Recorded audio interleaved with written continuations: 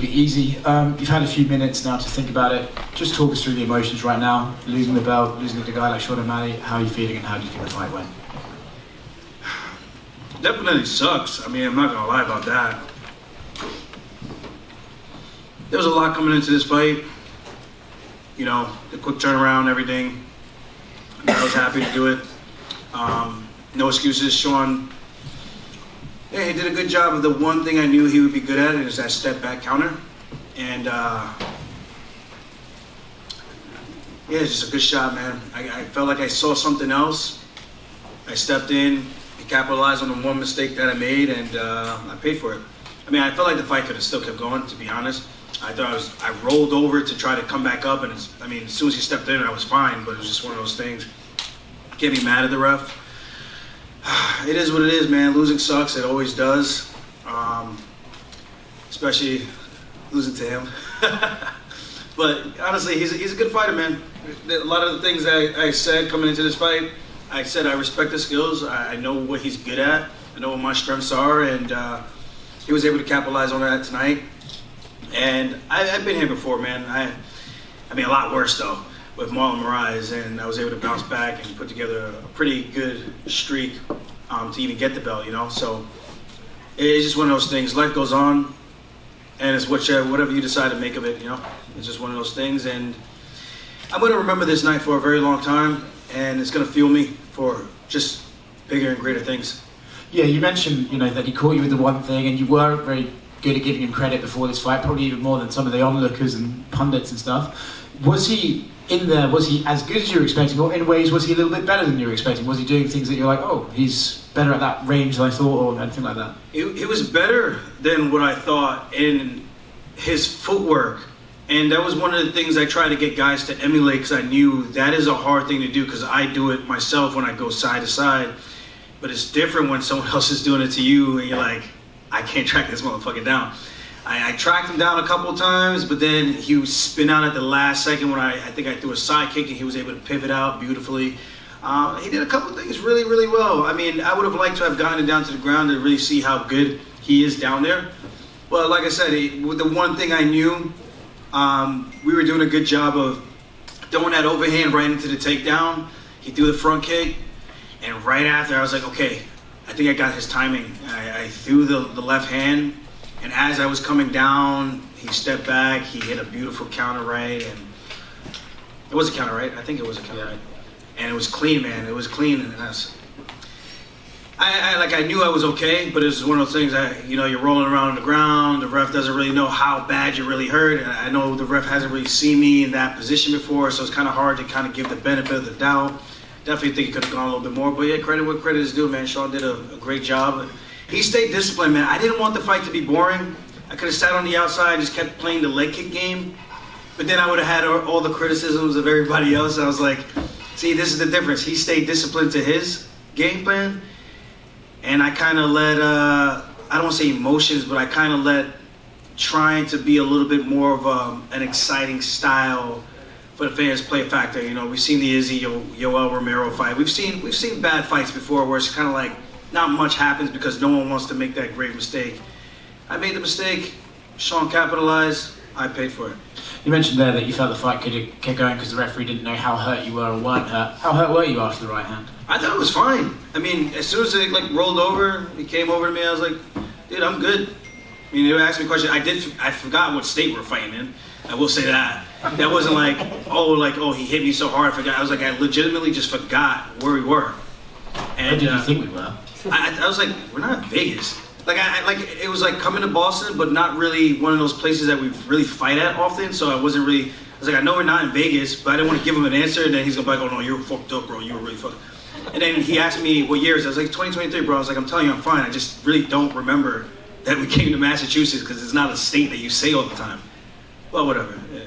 What's next for you, Aljo? You said in the cage very thoughtfully that, look, if he's catching me like that, 45, he could do some damage too. You want to go home and reflect. I'm sure you're not able to give an answer tonight, but when you look at this, and like you said, you came from the Moraes lockout to come back and win a title, I'm sure that's the motivation to do so again. But do you do that at 35 or do you do it at 45? That's one of the things we gotta talk about. I mean, I would love to have a rematch. I just feel like even that first round, like, what did you guys think? What did you guys score that first round? I thought it was very close. I thought it was very close too, but I didn't know which way it was going towards. I mean, I know I landed a bunch of leg kicks. He landed in one cross to the body, and I got him on the cage at the end. I think I landed like 3 punches to the face maybe, and that was like the round. It wasn't very eventful, but I felt like we were both trying to establish our rhythm and our range. So I wasn't sure like which way the fight was really going into that second round. I would agree. I think it was one of those rounds that they were going to score it either way, you know. Yeah, so I don't know. I would like to see what the judges scored. That would be interesting. But yeah, I don't know which way I'm going to go with things. Like I said, I would first and foremost love an opportunity to run that back and just to get some definitive answers. And maybe I could do, I don't want to say a better job, because I feel like the guys I trained with were phenomenal, but maybe make it more intentful to have guys that are giving me that look going side to side, so I do a better job of preparing for that, because that ultimately was the one thing I was concerned with, and it was the one thing that he did a great job with, neutralizing my forward pressure, where I was like, you know what, let's play Matador, and I was trying to lull him in so that I could spin him to the cage, but he didn't really play the game. So it's just one of those things, a couple of tactical things I think I need to look at, and I think it's a very winnable fight. I think he's good at what he does, I'm good at what I do. So, Aljo, would you say an immediate rematch is what you would like the most? That is 100% what I would like the most. And it's not saying like Sean doesn't deserve to be like, he can go out there and beat me again. And I think it just strengthens his case that he's as good as he says he is. But I think I've earned, I would like to think that I've earned my right to get an immediate rematch. Yeah. And if you can clarify to people, because everybody says, oh, you know, he's huge for bantamweight, and obviously you are, but how hard are these weight cuts? Like, can you continue to fight at 135, no problem? I mean, you've made championship weight all the time, so. I mean, I could. Do I really want to? Not really. I wish we would just do like cage-side weigh-ins like an hour or 30 minutes before, because guys won't cut the weight that we cut. It just would be impossible. And I think you'll start seeing more people fighting up 2 weight classes. I truly do believe that. It's the same thing like wrestling and jiu-jitsu tournaments. You just can't compete when you're getting hit in the head, like severely dehydrated. It just wouldn't happen. I think guys would be smart enough to not do such a crazy thing. But I can still make the weight. It's just a lot harder, and it's a longer duration of dragging out that weight cut and trying to shrink incrementally all the way until fight week, until I step on the scale. And you had been very open about the August 19th day being a concern, that you didn't know if your body was going to be ready. You told us at media day that you felt 100%, but that's obviously pre-fight. Now that it's done, did you enter the fight 100%? Did the immediate or did the quick turnaround affect your performance, you think, in any way? I'm not gonna do that to Sean. I'm not TJ. I'm not gonna do that. I felt like I had a pretty damn good training camp. I think it's just the one thing that we probably left. I thought we left no stones unturned. That was the one thing we left unturned, was the footwork. But we thought we did a good job of it, but we didn't really simulate it as well as I thought we did. And I felt good. I'll leave it at that. I felt good. No excuses, man. I truly did feel like it was my night, and I made one mistake, and I paid for it. Thank you. Aljamain Sterling right here. All 3 judges actually had you winning the first round 10-9. Oh, that's nice. That's nice to actually win a close round. I feel like whenever it's a close round, I don't get it. Like, I don't get the round scored for me. But that's cool to hear, because it makes me feel like the work we were doing in the first round, now it actually, like, it gives me a little bit more clarity going forward, so that I know what type of tactical approach I want to take. Because Sean is not a guy you can fight just going forward, because he won't give you the opportunity to just sit and set his feet. He doesn't do that. And that is one of the things I've been saying about him for a very long time. He has really good footwork, and he has a really good 1-2, and a good step back counter. And he does it well from both stances. Me, I take you down. I think it's relatively known what I do on the ground. So he was able to implement his game plan and cause me to make the mistake. And congrats to him. He's a world champion now. He can actually solidify, I don't want to say solidify himself, but he can actually credit where credit is due. You know, it's one thing to kind of get catapulted into that without actually proving yourself, but he proved it tonight, and he did something that a lot of guys couldn't have done to me in a very long time, and I think that's worth something to note. Kind of going off of that, a lot of the narrative after media day was, or your last few media days, is you were one of the few champions that is like, you know, I could lose, because a lot of these champions, they come in confident, they say, well, I'm going to beat this guy and then move on to this, but you've always been like, I might lose, like Sean might become a superstar after he fights me. So why has that always been your mindset, and why do you think other champions kind of don't carry that same mindset? I don't know. I don't know what makes them tick. I know for me, if you keep it real with yourself, and I think it helps you make the dangers a little bit more real when you actually face reality that you can actually lose. When you go in there, it's a fist fight, man. It's not, we're sparring with shin pads on, bigger gloves, 16 ounces, headgear. No. This is shin bone on forearms, on your legs, the side of your head. 4-ounce gloves, pretty much bare knuckle, as close to bare knuckle as it gets, you know?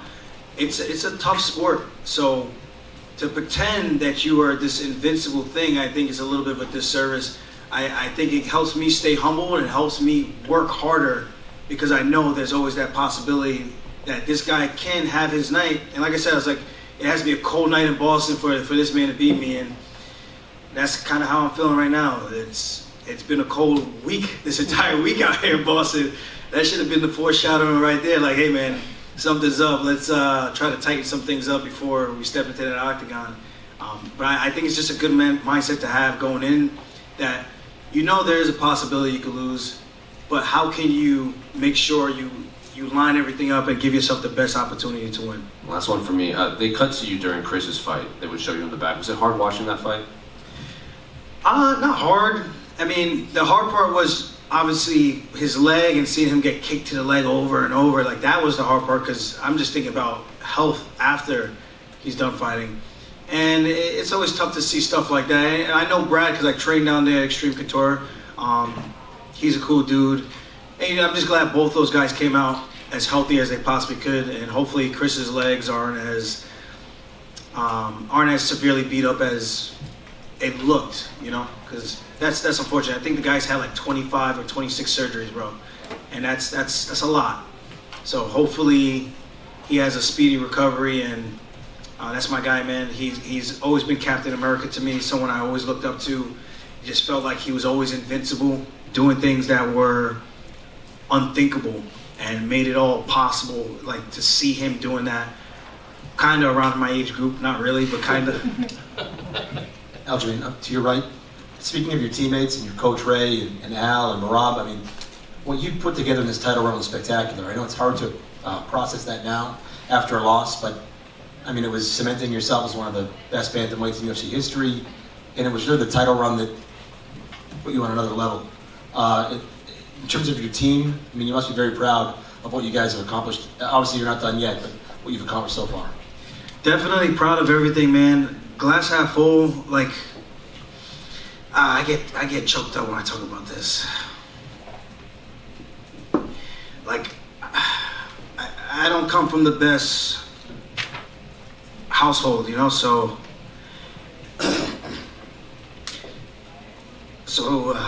just being able to find inspiration in other people and kind of carving out your own path. That's the one thing I love about the sport. It's allowed me to do things my way, and man, life is good. I got my family. I got my beautiful fiance. You know, I don't want to cry on the fucking camera, man. It's the things that matter the most in life. You know, competition is okay, but this has really helped change my life. Like, I know the UFC gets a lot of shit from like the fighters and stuff, but if it wasn't for them, man, I wouldn't have the life that I live today. And I told Dana that even at the weigh-ins yesterday, and Hunter, like, if it wasn't for them, like, half the things I've done in this sport wouldn't be possible. And the things I've been able to do for my family, bought my mom a house, doing a little real estate. I own 3 houses now. I'm set in terms of financial means. You know, this is just icing on the cake. And I took a shot I took a shot, trying to come back and trying to do something unthinkable, and making a dream into a reality. And I fell short, but it happens. So I'm super proud of everything I've done. No one can, I'm bulletproof, man. No one can shake me mentally. No one but myself. So that's one of the things I would never get down on myself about. I've truly earned everything I've gotten, and that's the most important. And I just wish people would take other people's journeys and I play the heel and everything. It's all a game to me. I like having fun. It's a good time. I'm from Long Island. We break balls. We like to just have a good laugh. But at the end of the day, chase your dreams, man, because life is short. I'm 34 now. I started this game when I was 20 years old. I thought I was going to be the next youngest champion. Next to John Jones, came up short. And what a ride it's been. And knowing that door is going to close one day, it scares me a little bit, So I just try to make the most of every single opportunity I can. Aljamain, over here. Over here. So can you see the positives? Cut the onions. You're okay, man. We all love you. Do you see the positives as far as what you have done as far as your championship reign? You fought top-tier talent. You broke box office records. You did amazing things. Can we see the positives as far as your championship reign? As far as everything you have done so far? Yeah, I'm a glass half full kind of guy. Even in this, I think most people would probably be really down on themselves, especially you lose to a guy like that, freaking 6'9" tattoos and shit like that. You're just like, how the hell? But glass half full, man. Life is good. It could always be worse. There's someone out there who's complaining about things that I have that they don't have. And I think that helps me keep things in perspective, that someone else out there always has it worse than we do. And I think that's the fortunate thing. You guys are all in here doing something that you enjoy doing, I hope. And being able to go to events and watch great shows like this, it's nothing short of a privilege that we have in this country. So I'm super proud of everything I've accomplished, everything I've done, and I do hope to add a little bit more to my, I hate using the word legacy because it's such a weird term. I feel weird saying it out loud, but just more to my resume and everything I've accomplished in the sport. I'm grateful. I'm down right now, but it's not down to the point where I'm gonna be hiding from fans and shit like that. I don't care about that. People's words can't hurt me. The only thing that can hurt me is the ones that are closest to me. That's my loved ones, So at the end of the day, dust myself off, get back on the horse. I've done it before, and just go again. You train under the mighty Ray Longo, Matt Serra, and you have teammates like Angry Al and also Marab. Angry Al. Yeah, Angry Al. What advice did they give you? Because they've been through the process, obviously, and they had the highs of highs, lows of lows. What advice did they give you, especially after this? Well, we haven't really, I don't think we really actually talked like that yet. Just, it's the fight game. You get caught. I don't want to say I got caught, because I feel like that's kind of taken away from Sean. He studied, he did what he planned to do. If I gave him that opening, he took it. So it's not really getting caught. He landed a great place shot, and I made a mistake, and he capitalized on it. I think that's just the game we play. It's a game of inches. I could have gotten to the leg, and that could have changed things. And maybe it's him in here on the sadder side of things, So it's all just keeping in perspective. We've all been here before. We felt what it felt like to lose, to be knocked out, to be finished in front of millions. It ain't easy, man. Putting your heart on the sleeve for the world to watch and judge and criticize. But this is the game we play. This is the game I love. And I'll be glad to come out here and do it again. Thank you. Last question there. Just one quick question for you. You come into Boston, New York, and coming to Boston is never going to be popular. Add in that you're fighting an Irish guy in a really popular Irish neighborhood. Does the crowd ever get to you? I know you say you like to play the heel, but you're still a human.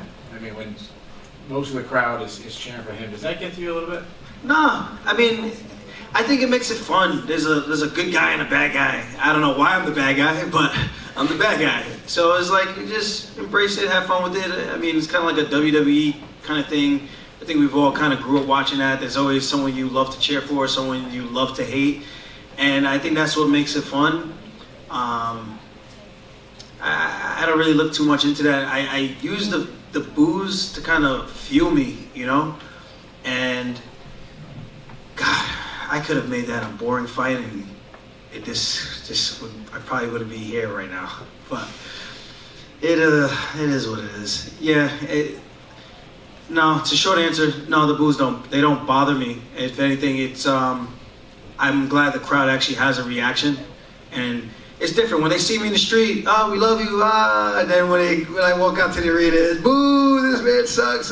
And I enjoy it. I embrace the moment. At the end of the day, one day there's no one going to be booing. There's no one going to be cheering.